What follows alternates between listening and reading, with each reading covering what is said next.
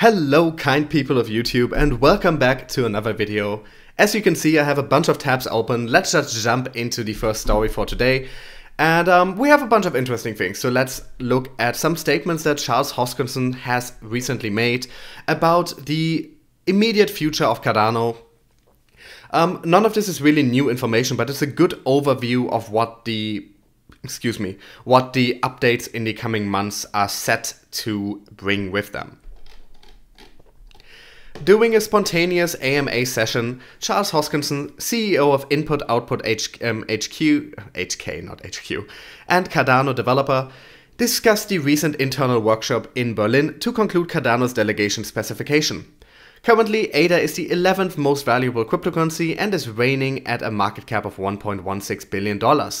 The coin's Shelly phase is all set to launch in the first quarter of the year. Hoskinson cited that delegation spec is an incumbent and significant component for the construction of the system and emphasized on the need for a user-friendly and readable spec for security auditing in cryptographic protocols. He said, "Spec was written in math and was very close to the canonical representation to the Haskell programming language." So far, 4 main Byron phases have been released. Speaking about wrapping up its Byron phase, and Byron is the phase before Shelly, Hoskinson is eager for the release of the revamped Cardano 1.5. Hoskinson suggested that there are no material changes in the wallet or any other feature, however certain internal functional changes have been made. For instance, classic Ouroboros has been replaced with Ouroboros BFK.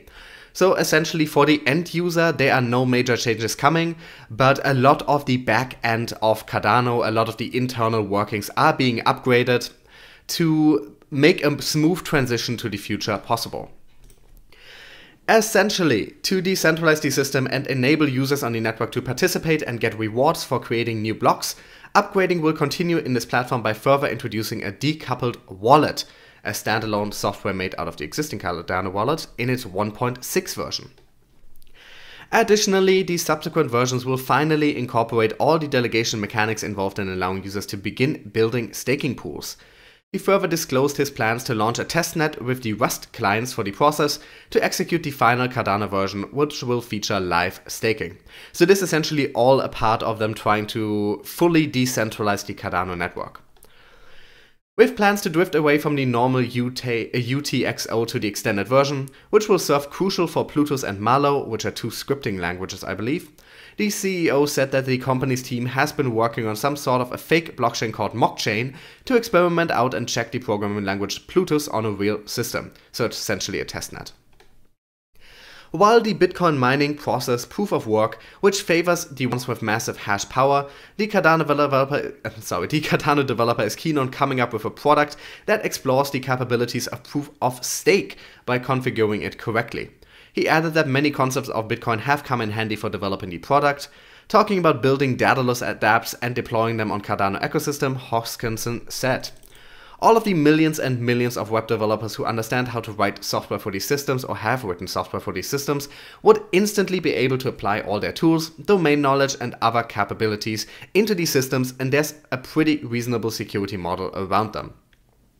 While talking about Cardano scalability, Charles said that he aspires to reach somewhere between 50 and 250 transactions per second. So essentially we're just getting a bit of an overview of the changes coming in the near future to Cardano, which will not instantly be visible to users but will very much happen in the backend for now, but with the aim of further decentralizing their network, of improving their proof of stake algorithm. Ultimately, Cardano is supposed to be a platform for the people, and I'm very excited to see them continue making development on this platform easy. They're really going out of their way to make sure that developers can transition to dApp development very easily without having to learn new programming languages or new ecosystems. And that will be very important in the future when they try to attract a lot more developers onto their platform to develop dApps for them. So just looking very good for Cardano in the near future here. They have a lot of major upgrades planned and it looks like they are perfectly on track to get them out of the door.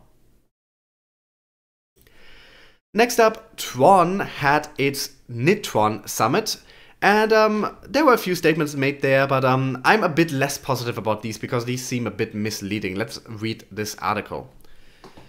Tron recently conducted Tron Summit 2019, where Tron made strong claims. The founder and the chief executive officer of Tron Foundation, Justin Sun, opened the event while encouraging all in attendance. However, what caught people's attention was Markus Zhao.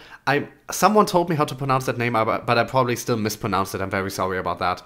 Head of the Tron public chain, report on the latest developments and future plans for the cryptocurrency network. After informing the attendees about the ongoing and upcoming developments, Zhao assured them about the importance of their feedback and the community's feedback hold. The head of the public chain said that Tron will listen to the community to achieve the decentralization of the developing team and attract more developers to join us. Whereas the head of the developer community of Tron, Li Kong, probably also mispronounced that, once again, very sorry, discussed how the network is helping developers jump on their journey in the blockchain. According to Kong, Tron is not just a protocol but also a platform and ecosystem. The head of the developer community also informed that with 145 dApps and more than 3,000 developers, the network will soon be able to surpass EOS in all regards. And this is the part where I think it starts being a bit misleading. Because ultimately, it's not important how many dApps you have or how many developers are working. Those are of importance, but those are not the core most important thing. Rather, the quality of those dApps and the quality of those developers is important. Now, I'm not trying to say that these 3,000 developers are not very skilled developers. But ultimately, what matters is not the number of dApps that they push out, but how good these apps are, how much usage they find, and if they manage to break into the mainstream. So it doesn't matter who has more apps, this is one metric to look at, but ultimately if one system has 10 great apps that find a lot of usage and another one has 200 less great apps that find much less usage, the one with the 10 dApps is probably the better ecosystem. As for Sun's announcement, he has already claimed that there would be more than 2,000 dApps in the market this year. Now, if he can reach that, that will be impressive. But keep in mind that, to my knowledge, a lot of what is currently running on Tron are very much copy-pasted code and very, very simple projects, very, very simple dApps. So they could very well reach this number without really much to show for it. The network has been open to dApps. That's when Ethereum's hard fork coordinator cautioned the network's developers from deploying dApps on the network. Sun invited developers to deploy their dApps on Tron's network. Once again, Ethereum is currently undergoing a major hard fork, so of course they wouldn't be encouraging in the same way. The reason Ethereum's hard fork coordinator Afri Schöden cautioned the developers was due to its exhausting capacity, reported the publication. Sun took this opportunity to brag about how the Tron network is open to developers and how the network is striving to create a better ecosystem for the dApps developers on the network, irrespective of which network they are coming from. Tron recently released its weekly report, and Sun tweeted about the growth of the network with a tweet. dApps have increased by 5 compared with last week, dApps total number is 142, and the weekly growth is 20%. Total number of accounts on Tron registered 1.42 million and daily transactions reached around 3 million, maintaining a rapid growth. I'm very happy about this tweet because for once they didn't feel the need to attack another cryptocurrency here. I still think that is absolutely childish, and we can work on projects without having to attack other projects. There's space for multiple in the market, which is why every time they feel the need to bring up Ethereum or EOS, as happens multiple times in this article alone, you know, these can coexist. These can coexist, and we don't need to constantly be... not everything needs to be a comparison. But if you are going to compare, better make sure that the metrics you're comparing make sense and tell the entire story and not just a part of the picture. Some bad news, but you know, we're gonna get to better ones later. A Turkish crypto exchange is under fire. Turkish crypto exchange Systemkoin had done $68 million in volume over the 24-hour period at the time of writing. However, according to a report from a user and security researcher, there are significant security problems with the exchange. There are two aspects to our anonymous tipster's report. First, anyone with a program called Burp Suite and a Systemkoin account to compromise the support tickets is able to compromise, I assume this is supposed to mean, the support tickets of other users. Our tipster has spent well over a week trying to notify the exchange of the problem with no response. Some might wonder what the problem actually is if others can see your support ticket. Big deal, right? Well, imagine if someone posing as support staff requests you to disable two-factor authentication. or reveal private information to verify your account. There are many imaginable attack vectors that become possible when one has the ability to pose as staff. Not even just, let me just add here, not even just posing as staff. These support tickets themselves often contain information that the person probably should not be sharing. A lot of people, when they open support tickets, provide way more information than is absolutely necessary in the text, and just being able to get these support tickets might be enough to breach someone's account or to breach someone's account elsewhere.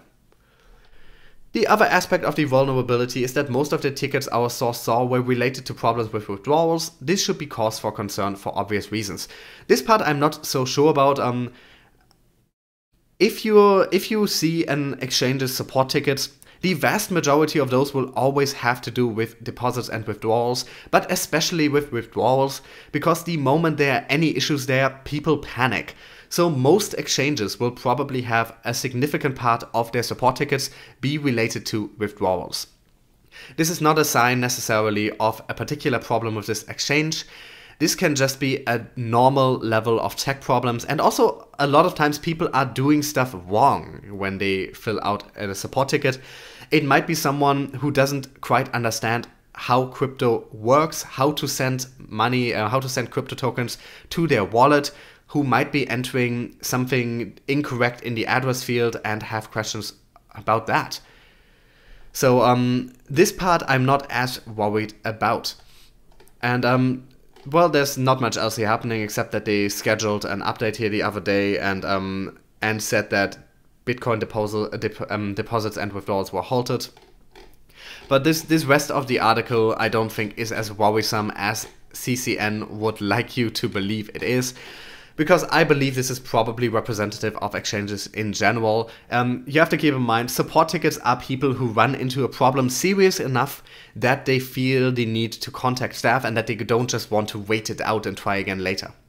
So these are always going to be serious things, so to have the majority or a large part of them be related to withdrawals, that is exactly what I would expect would happen on any exchange, regardless of whether they had any particular problems or not.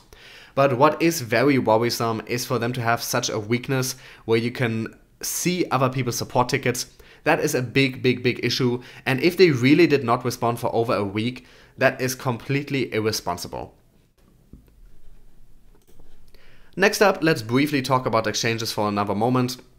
We talked about the US being very subpoena happy, messaging, writing a lot of exchanges to ask for information of their users, and how it has been driving people away from the US before on this channel. Now we have another company, Shapeshift, also releasing data on just how many law enforcement requests they have received. A new report released by major crypto exchange Shapeshift revealed that it had received 18 subpoena requests from US authorities in 2018. Despite being based in Switzerland, the US government filed 30% of all requests Shapeshift received last year.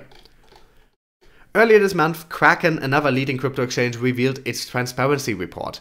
The firm revealed that more than 66% of the requests were filed by the US government. The company emphasized that only 20% of its user base is composed of investors based in the US, and the rest are based in Europe. So you see over 3 times overrepresentation of the United States based on how many actual consumers are US based. US is about 1/5 of clients but 2/3 of requests. US agencies are much more active and are much less surgical. For many requests we have no matches. It wouldn't be surprising to find that the same subpoenas go out to everyone in the hopes that a match will be found, Kraken said. The overwhelming Know Your Customer requests filed by the US government is not exclusive to crypto. Other sectors, including fintech, have been pressured by the US authorities to deal with a wide range of regulatory issues at a large magnitude. And it's not just fintech. Keep in mind that companies like Apple and other mobile phone developers or software developers also get a ton of requests to unlock phones, to put backdoors into their software. The US government is very greedy in how much information it wants. And we don't really need the rest of this article. We needed this core information that the US is just asking for so much more data, so much more personal data of consumers from these exchanges. And 18 might not sound like a lot, But you have to keep in mind, these requests always involve a lot of legal issues, they always involve a lot of people, they always involve a lot of work, and sometimes they don't ask for any individual's data, instead they ask for all data, in which case there are just so many additional issues. 18 does not sound like a lot. I think it said they got 18. Yeah, 18. Doesn't sound like a lot, but each and every single one of these could result in a legal case, could result in lawyers getting involved, and into a lot of tech people wasting time on the subpoena that they could be using for something else.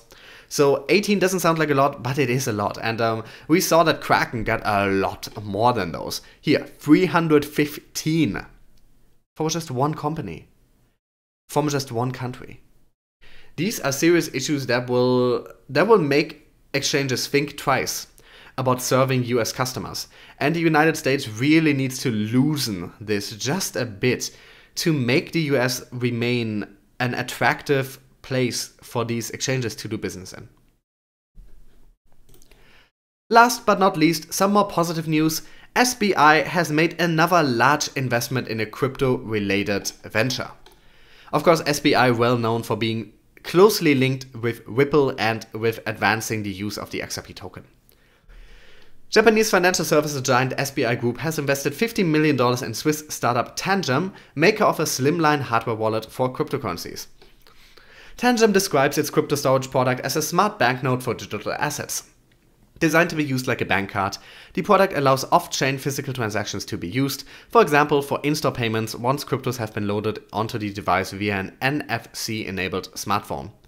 The startup announced the SBI investment on Monday, saying that it would help it expand its technology to other areas such as stablecoins, initial coin offerings, tokenized asset offerings, digital identity, and more. So clearly a significant amount of money moved here, as reported 15 million.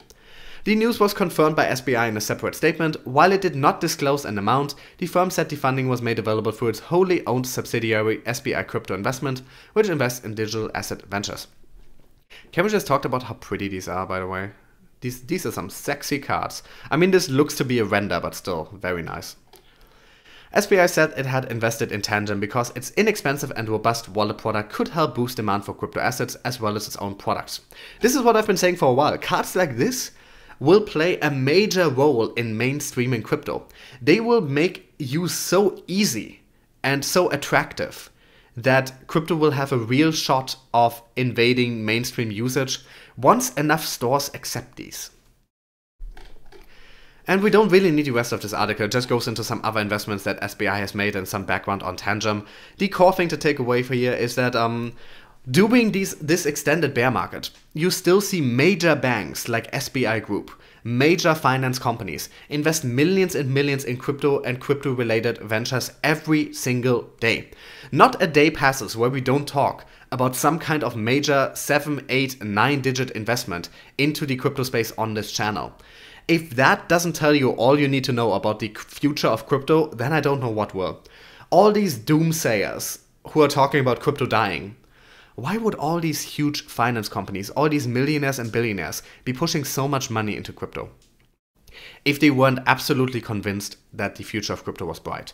And even a step further, these are the people who can make sure that the future of crypto will be bright. These are the people controlling the financial markets. So I will hold on through this crypto winter, and anyone who does not will hate themselves in a couple years. And with this, I'm gonna end this video. As always, thank you so much for watching. All the links to the articles are of course in the description, as well as links to my Facebook and Twitter pages if you want to follow there. If you enjoy my content, I would very much appreciate if you could help me out with just a small donation. There are ways to do that in the description, either through Patreon or through crypto donation links or through PayPal. And if you don't want to or can't send me any money, that is perfectly okay. I would just appreciate if you could leave a like and leave a comment. It really helps the channel grow and be discovered. And I will be with you with another video either later today or tomorrow. Thanks for watching.